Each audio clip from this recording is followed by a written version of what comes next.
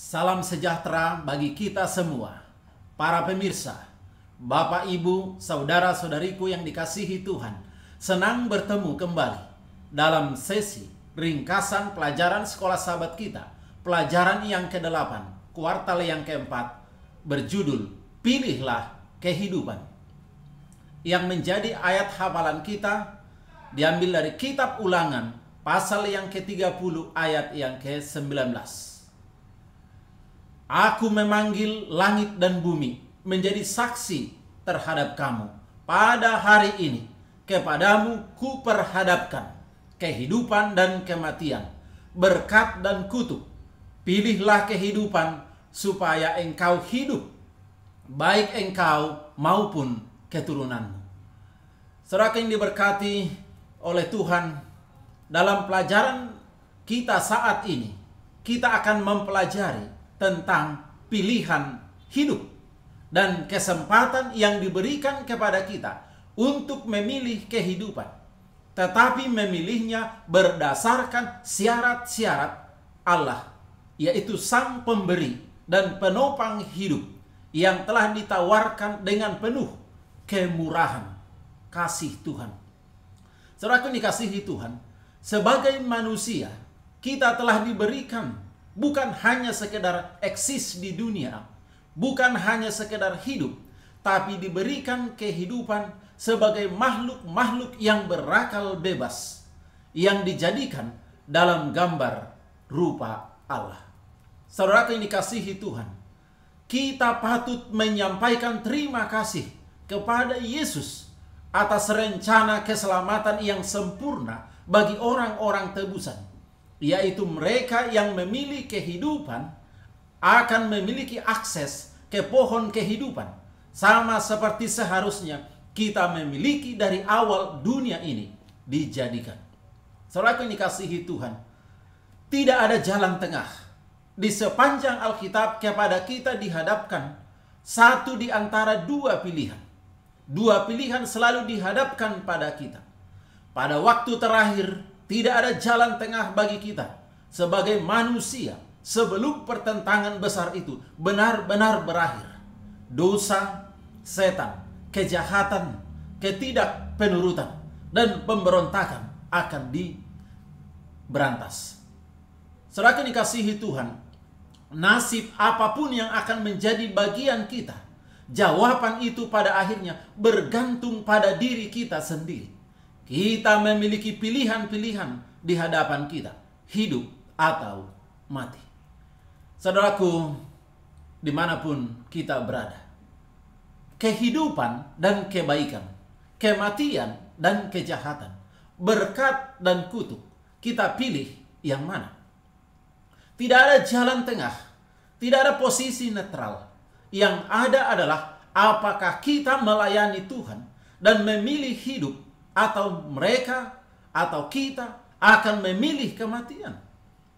Hal itu juga sama dengan kita saat ini, sebagaimana umat Allah dulunya. Saudaraku, jika umatnya berbalik dari hal-hal buruk ini, maka akan ada konsekuensi yang mereka alami, karena mereka tidak lagi memiliki perlindungan khusus dari Tuhan. Dalam perjanjian lama dan perjanjian baru, tidak memberikan pengertian yang lain selain daripada pengertian tentang pemberian yang kudus dari kehendak bebas, yaitu pilihan bebas, dan harus kita benar-benar memohon tuntunan Tuhan dalam mengambil pilihan atau menentukan pilihan kita. Saudaraku, Allah berkata kepada kita, untuk itu dengan kehendak bebas yang aku berikan kepada kamu, pilihlah kehidupan, pilihlah berkat, pilihlah kebaikan, bukan kematian, bukan kejahatan, dan bukan kutuk. Saudaraku, Bapak Ibu yang diberkati oleh Tuhan, pilihan yang ditawarkan Tuhan tidak terlalu berat bagi kita. Kitab Ulangan pasal 30 dibuka dengan ungkapan di mana Tuhan mengatakan apa yang akan terjadi jika umat tersebut bertobat dan berbalik dari jalan-jalan mereka yang jahat. Maka sungguh merupakan janji-janji yang indah yang ditawarkan kepada umatnya bila mana memilih Tuhan. Saudara yang dikasihi Tuhan, Tuhan tidak menawarkan kepada seseorang kasih karunia murahan. Maka kita harus menunjukkan respon kita untuk mengasihi Tuhan dengan sungguh-sungguh. Menyatakan kasih dengan taat kepada apa yang telah Tuhan sampaikan kepada kita untuk kita lakukan. Tuhan tidak meminta kita untuk melakukan sesuatu yang terlalu berat untuk dilakukan. Perintah Allah itu tidak terlalu sulit atau misterius bagi mereka yang memahaminya. Dan juga perintah itu tidak terlalu jauh dari jangkauan umatnya untuk digapai. Tuhan katakan, firman itu sangat dekat kepadamu, yakni di dalam mulutmu dan di dalam hatimu untuk dilakukan.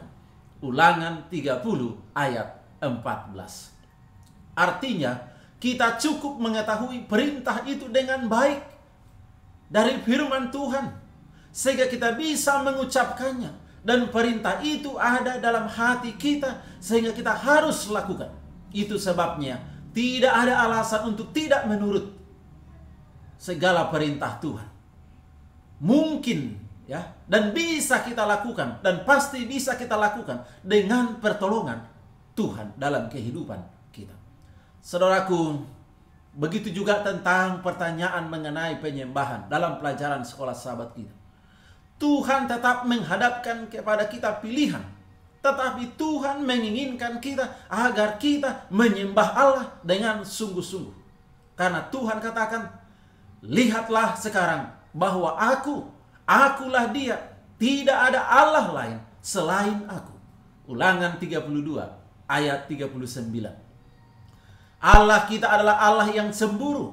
Ulangan 4 ayat 24. Dan ulangan 5 ayat 9. Dan ulangan 6 ayat 15. Dia sendiri sebagai pencipta dan penebus, dan yang layak untuk menerima penyembahan. Untuk ini juga tidak ada jalan tengah. Apakah kita menyembah Tuhan yang membawa kehidupan, kebaikan, berkat, atau kita menyembah Allah lain yang menghasilkan kejahatan, kutuk, dan kematian.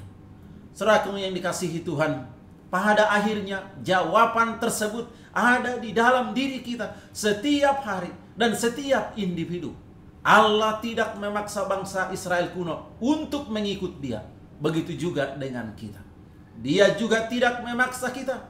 Dan Tuhan tidak ingin memaksa manusia seperti yang kita lihat dalam kitab Wahyu pasal yang ke-13, yaitu pemaksaan yang akan diterapkan oleh si binatang dan patungnya dalam kitab Wahyu. Tetapi Allah sebaliknya bekerja dengan kasih, dan kita menurutinya bukan karena terpaksa, tapi karena kasih kita kepada Tuhan. Itulah yang Tuhan inginkan. Kita sudah merasakan kasih Tuhan itu sungguh luar biasa di dalam kehidupan kita.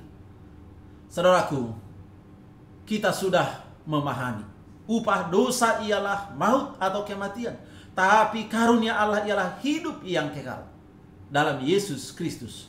Roma 6 ayat 23. Sementara kehidupan adalah warisan orang-orang yang benar, kematian adalah kehidupan atau bagian daripada orang jahat. Musa menyatakan kepada orang Israel, ingatlah aku menghadapkan kepadamu pada hari ini kehidupan dan keberuntungan, kematian dan kecelakaan. Ulangan 30 ayat 15. Saudaraku, kematian yang disebutkan dari ayat-ayat ini bukanlah yang diumumkan kepada Adam, karena seluruh umat manusia menderita hukuman akibat pelanggarannya. Tetapi adalah kematian yang kedua yang ditempatkan sebagai lawan daripada kehidupan yang kekal. Saudara yang dikasihi Tuhan, marilah kita pilih kehidupan. Segala tindakan kita, perkataan kita, pikiran kita, perbuatan kita, mari kita lakukan, mari kita selaraskan dengan Tuhan, supaya kita memperoleh kehidupan yang kekal, di mana kehidupan dunia ini hanya untuk sementara dan penuh dengan penderitaan. Jadi, Saudaraku, marilah kita pilih kehidupan. Kiranya kita memperoleh kehidupan yang kekal. Pada waktu Yesus datang kedua kali, kita memperoleh kehidupan yang kekal itu. Tuhan memberkati kita. Amin. Kita berdoa. Tuhan Bapa di sorga, terima kasih atas firman-Mu.